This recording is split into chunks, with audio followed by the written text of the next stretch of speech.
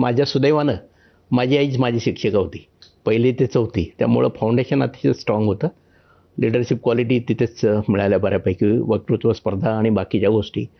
त्यानंतर 5वी ते 10वी तिथे श्रीत्रिलोक जैन विद्यालय, 1923ची शाळा, तिथे शिकलो. आणि 10वीला चांगले मार्क मिळाले, 85% होते. त्यामुळे मग 11वी 12वीला पुण्यात आलो. तर SP कॉलेजला ॲडमिशन मिळाली सायन्सला. तर पुढे डोक्यात इंजिनिअरिंग करायचंच खूळ होतं. मेडिकल साईडकडे कधी विचार नव्हता.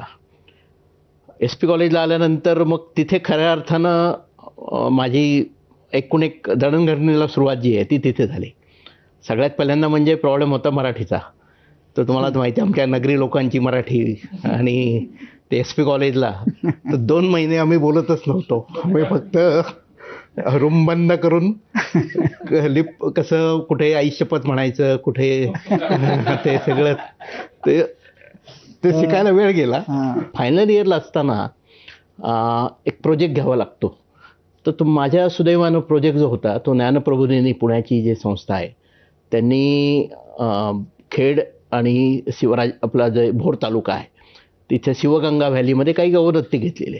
तर एका दत्तक गावामध्ये ससेवाडी नावाच्या पाझर तलाव आम्ही डिझाईन केला आणि तो बांधला.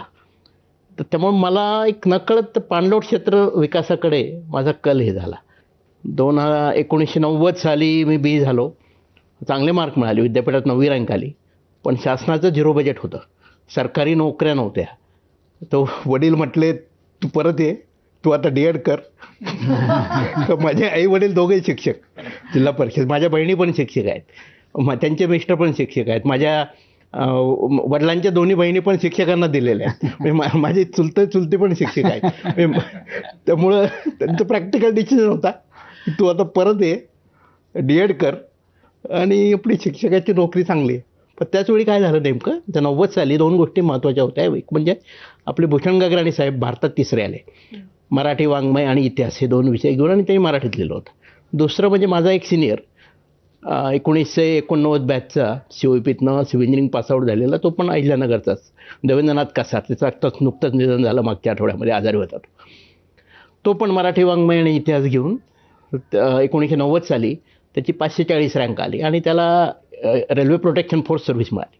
त्याच्यातनं आमची ट्यूब पेटली, अरे हे विषय घेऊन असे आपण UPSCची परीक्षा देऊ शकतो आणि मराठी माध्यमातून लिहू शकतो.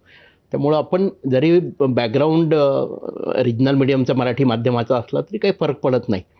त्यामुळे आपण काहीतरी करायचं. मग त्यावेळी क्लासेस नव्हते महाराष्ट्रामध्ये, फक्त एक पुणे विद्यापीठामध्ये कॉम्पिटेटिव्ह एक्झाम सेंटर होतं. मग तिथे आम्ही ॲडमिशन घेतली